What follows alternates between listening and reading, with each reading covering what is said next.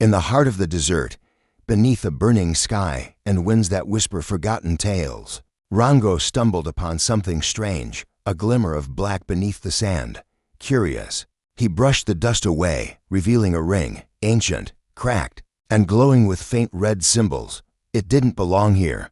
It didn't belong anywhere. Rango tilted his head, unsure, drawn to it by something he couldn't explain. As he held it up to the sun, the wind suddenly stopped. The desert went silent, unnaturally still, as if the very world had paused to watch what he was about to do. And then, he slipped it onto his finger. The moment the ring touched his skin, the desert changed. The sky dimmed. The wind held its breath. And then he heard it. A whisper, not loud, not even clear, but sharp, like it was crawling inside his ear. "You're marked now." Rango spun around, heart pounding, but there was no one there, only the echo of that whisper. His eyes scanned the horizon. Nothing, no movement, no creature, not even wind. But the ring felt heavier, like it carried something, or someone, something ancient, watching, waiting. As night fell, Rango made his way back toward town. The desert, once familiar, now felt endless, haunted. Every step he took echoed too loud. And then, he stopped. He heard it. A second set of footsteps. Behind him, slow, heavy, crunching. In the dust, he turned. Nothing, just the desert. But when he looked down, there were two sets of footprints. One his own, the other, clawed, deep, as if something walked with weight beyond this world. Rango's breath caught. Something was following him, something he couldn't see yet. Back in town, Rango tried to ignore the fear clawing at him.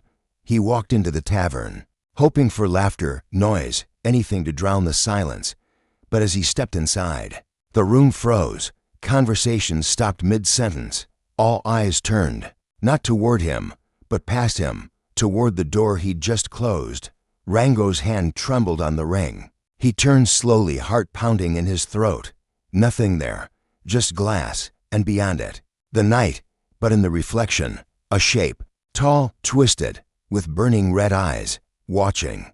A scream tore through the night. Rango ran out into the empty streets. Dust danced in the cold moonlight. But where the scream had come from, there was nothing left. Only ash, a trail of it, leading away. Rango followed it, step by step, into the shadows. His lantern flickered. The air felt thick, like something else had entered the town. Something not alive, not anymore.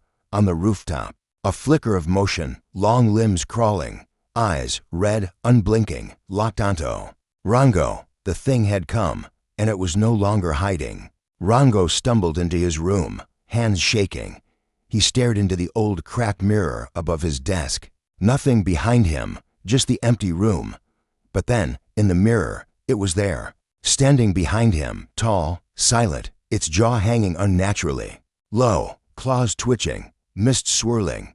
Rango spun around, but the room was empty. He turned back to the mirror, still there, closer, breathing, though it had no lungs. Its eyes locked with his, and for a split second, he felt it inside his. Mind digging, feeding. Panicked, Rango grabbed the ring, tried to pull it off, but it wouldn't move. His finger burned. Smoke rose from his skin. The ring was glowing, like hot coal buried in flesh. His claws dug in, tugging, pulling, screaming, and from the shadows above, something moved, crawling across the ceiling like a spider with limbs too long and a body that bent the wrong way. The monster crept down silently, claws scraping stone. It wasn't chasing anymore. It was waiting, because now, Rango couldn't run. Deep in the desert outskirts, Rango found a dying old wanderer, a turtle cloaked in dust and fear. "You found the ring," the old one whispered. "You fool, that ring marks you. It calls the Deathkeeper. He doesn't hunt, he claims." Rango demanded answers, but the old one only pointed to his chest, where deep claw marks glowed faintly. "It doesn't kill fast. It plays. You're the last now. Everyone else burned to whispers." And then the old turtle crumbled into ash. Rango fled to the only place left, the abandoned mining tunnels beneath the desert. Darkness swallowed the light. Each step echoed. But the echoes began to speak, voices not his own. The whispers were back, louder now. Marked, marked, marked. Rango turned a corner, and there it stood, crawling along the wall like gravity didn't matter, its glowing symbols pulsing, its eyes hungrier than death. The tunnel had no end, only the thing, and it was closing in. At the end of the tunnel, trapped with stone at his back and death before him, Rango stood. No more running. The creature stepped into full view, towering, twitching, mouth opening wider than any living thing should. The ring pulsed on. Rango's hand, burning his flesh, he raised it high, and with all his strength, slammed it into the rock wall. The symbols on the monster's chest glowed violently. It screamed, the sound like shattering souls, and began to dissolve into mist and fire. The ring cracked, the ground shook, and the Deathkeeper vanished. Rango fell to his knees, breathless, fingers smoking. Round him, only silence. He looked at the shattered ring, finally gone.